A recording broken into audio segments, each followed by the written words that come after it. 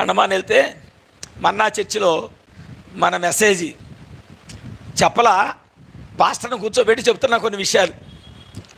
అండమాన్ నికోబార్ దీవికి వెళ్ళాను. 3 రాత్రులు 3 పగల్లో బంగాళాఖాతం సముద్రంలో ప్రయాణం చేసి, ఆ దేవుని దర్శనం అది. ఎందుకు వెళ్ళాను అక్కడ కూడా ఇలాగే నాకు ఇన్విటేషన్ లేదు. దర్శనం వచ్చిన 6 సంవత్సరాలకి వెళ్ళా. ఎక్కడ అంటే 6 సంవత్సరాల తర్వాత దేవుడు చూపించాడు, మార్గం తెరిచాడు. తెరిస్తే విశాఖపట్నం వెళ్ళాను, టికెట్ తీసుకున్న, షిప్ ఎక్కాను, వెళ్ళిపోయాను అండమాన్. ఎవరో తెలియదు అక్కడ, ఎవరో పరిచయం లేదు. వెళ్ళిపోయి వాడు దిగే లోపల విజయవాడ నుంచి ఎవరికో ఫోన్ వెళ్ళింది, మెయిన్ ల్యాండ్ నుంచి పాస్టర్ గారు వస్తున్నారు రిసీవ్ చేసుకోండి అని.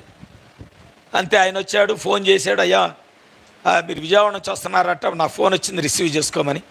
వాళ్ళు నాకు ఇన్విటేషన్ లేదు. ఇలాగే వాలిపోయాను, అక్కడికి వెళ్ళి అలాగే వాలిపోయాను. ఒక రాత్రి నా జర్నీ మళ్ళీ ఇలాగే ఉంటుందని నాకు తెలియదు. మరి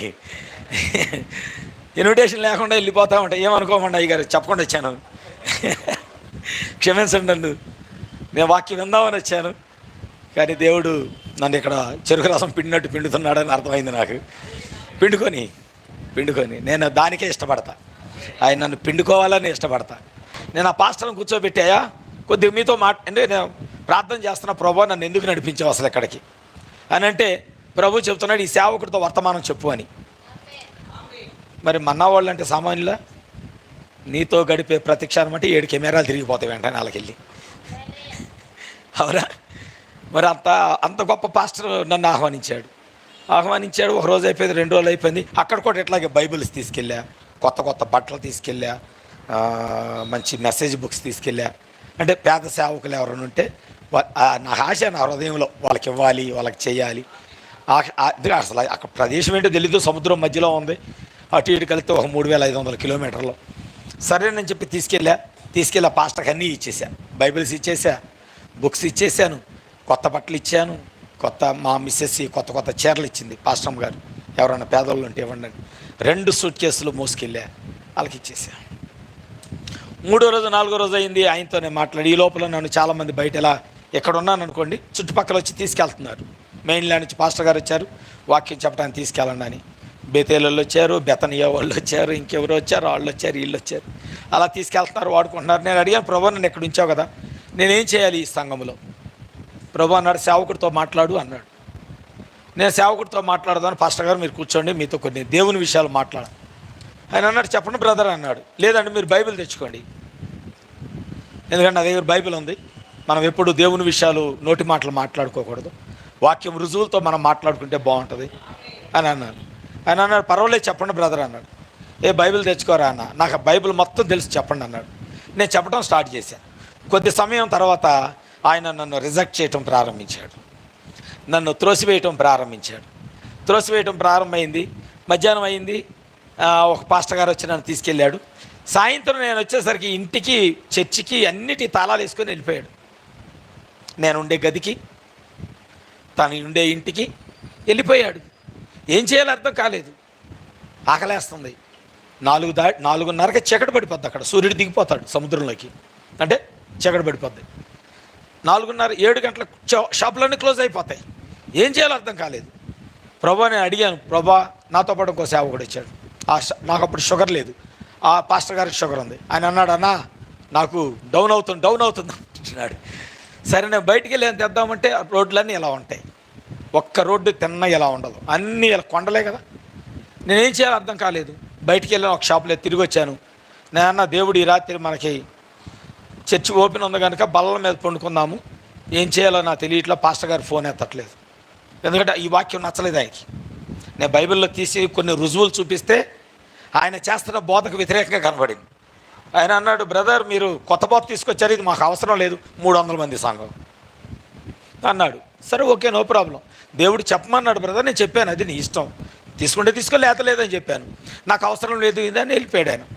సాయంత్రం వచ్చేసరికి నాకు అన్నం పెట్టకుండా ఆపేశాడు. ఏం జరిగిందో తెలుసా? రాత్రి అయింది, నిజంగా ఆకలేస్తుంది.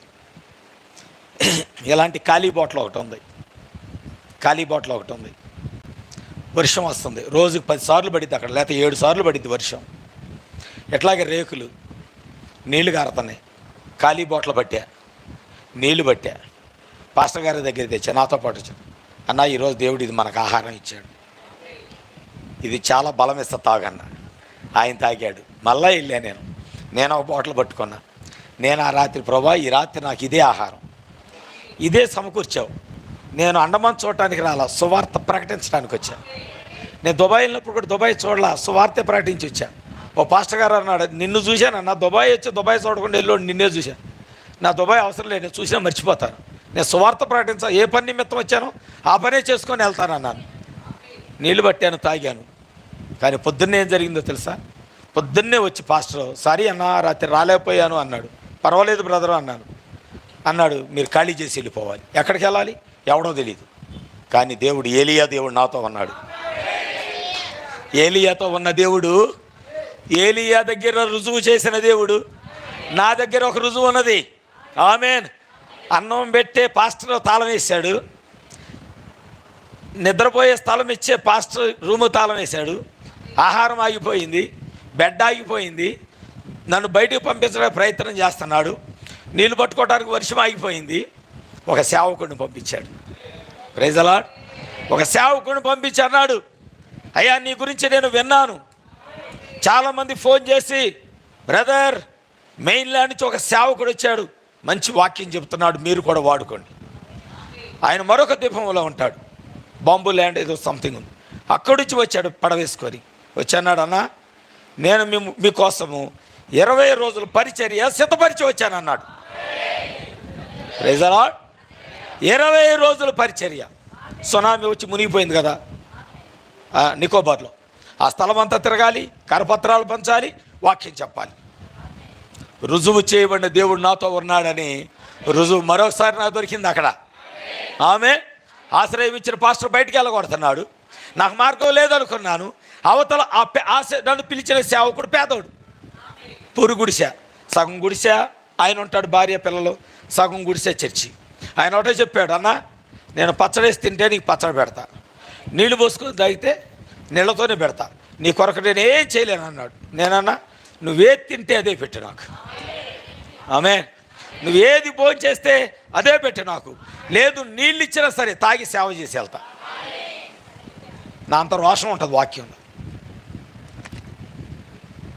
కానీ దేవుని కృపలో 4 రోజులు దేవుడు అక్కడ నన్ను బహుబలంగా వాడుకున్నాడు. వెళ్ళిన ప్రతి స్థలంలో వచ్చిన కానుకంతా ఆ పేద సేవకుడికే ఇచ్చాను. ఎందుకంటే నేను తిరిగి రావటానికి నా దగ్గర డబ్బులు ఉన్నాయి. నేను సంపాదించుకోవడానికి కానుకల కోసం ఎప్పుడు వెళ్ళను. వాక్యము వాక్యము వాక్యం ప్రజల హృదయాల్లో నాటాలి. అది నా మంట, ఎప్పుడు నా తపనది. ఎందుకంటే ఎందుకు చెప్తున్నాడు ఈ సాక్ష్యము? యాయూరు దగ్గరే కాదు, మార్త దగ్గరే కాదు, ఈ రాత్రి నా దగ్గర కూడా రుజువు చేయబడిన దేవుడు ఉన్నాడు. ఆమేన్. ఆయన నాతో ఉన్నాడు. సారేపతి ఆ విధవరాలు యొక్క ద్వారము తెరవక మునుపు ఆహారం తెచ్చే కాకి ఆగిపోయింది. యొర్దాను నీళ్లు లేకపోతే నదీ ప్రవాహం నీళ్లు ఎండిపోయాయి. ఆమేన్. హల్లెలూయా. మరణం తప్ప మరొక మార్గం లేదు. ఇది మూయబడింది, కానీ అవతల ఏలియాకు తెరవబడింది మరొక మార్గం. ఆ దేవుడు నాకు కూడా అలాగే ద్వారం తెరిచాడు. ఆ గుడిసెలోనే ఉన్నాను, 4 రోజులు అక్కడే ఉన్నా, హ్యాపీగా సువార్త చేశా. మరలా పడవెక్కాను, మద్రాసు వచ్చి ఇంటికి వచ్చేసాను. కానీ జరిగిన విషయం, ఈ లోపల ఏం జరిగిందో తెలుసా? ఒక రాత్రి దేవుడు ఈ సేవకుడితో మాట్లాడు అన్నాడు. పేద సేవకుడు. నేనన్నా మీతోనే మాట్లాడాలి. ఆయన ఏమన్నాడు తెలుసా? ఒకవేళ దేవుడు నా కొరకే మిమ్మల్ని పంపితే నేను వాక్యం వినటానికి సిద్ధంగా ఉన్నాను. మొదటి సేవకుడి దగ్గర జవాబు రాలా. ఈ సేవకుడి దగ్గర భార్య వచ్చింది, ఇద్దరు వచ్చి కూర్చున్నారు, మోకరించారు. నేను కూడా ప్రార్థన చేయటం స్టార్ట్ చేశాను. 1 గంట, 2 గంటలు, 3 గంటలు. నువ్వు చేస్తున్న పరిచర్య వాక్యంలో నుంచి తీ, నేను చేస్తున్న పరిచర్య వాక్యంలో నుంచి తెస్తా. మనకు వాక్యమే న్యాయాధిపతి, వాక్యమే మనకు రుజువు. ఆయన చేస్తున్న పరిచర్య ఏది వాక్యంలో లేదు. రాత్రి అనలా దైవజనుడు, అబద్ధాన్ని చెప్పి చెప్పి చెప్పి చెప్పి తిప్పిందే తిప్పి చెప్పిందే చెప్పి. అవునా? హల్లెలూయా. ఆ దైవజనుడు 87 మంది సంఘం, 87 మంది సంఘం ఆ రాత్రి అంతా కూర్చున్నారండి. నేను చెప్పేది ఒక వాక్యం ఇది, లేఖనం ఇది, బాప్తిసం ఇది, పరిచర్య ఇది, ప్రవక్త ఇది, ఈ గడియ యొక్క వర్తమానం ఇది. ప్రతిది లేఖనంలో తీసుకురాగానే భార్య భర్తలు 2 కళ్ళు తెరవబడ్డాయి. తెల్లవారుజామున 3 అయింది. ఆయనకి 7 భాషలు వచ్చు, 7 బైబిల్స్ దగ్గర పెట్టుకున్నాడు. అన్నిట్లో చూశాడు. నేను చెప్పిన లేఖనం ఎక్కడ తప్పులేదు. ఆయన చేస్తున్న పరిచర్య ఎక్కడా లేఖనాల్లో లేదు, 7 బైబిల్లో లేదు. ఇద్దరు మోకరించారు, ఏడ్చారు. తెల్లవారుతుంది, 4ంటికి తెల్లవారుతుంది. ఆయన లేచి ఒకటే అన్నాడు, ప్రార్థన చేశాం. నేను ఎందుకు ఏడుస్తున్నావు అన్న. ఆయన ఏమన్నాడు తెలుసా? ఒకవేళ అన్నా నువ్వు రాకపోతే, ఒకవేళ నువ్వు ఇక్కడికి రాకపోతే ఈ 87 మందిని నేను నరకానికి పంపించేవాడిని. ఒప్పుదల, వాక్యము ఇంత చెప్పే కదా, నీరే రాయనుగొస్తే పరిశుద్ధాత్మ లేదా వాక్యము దేవుని యొక్క జీవజలము నీ హృదయాలను కొయ్యదా.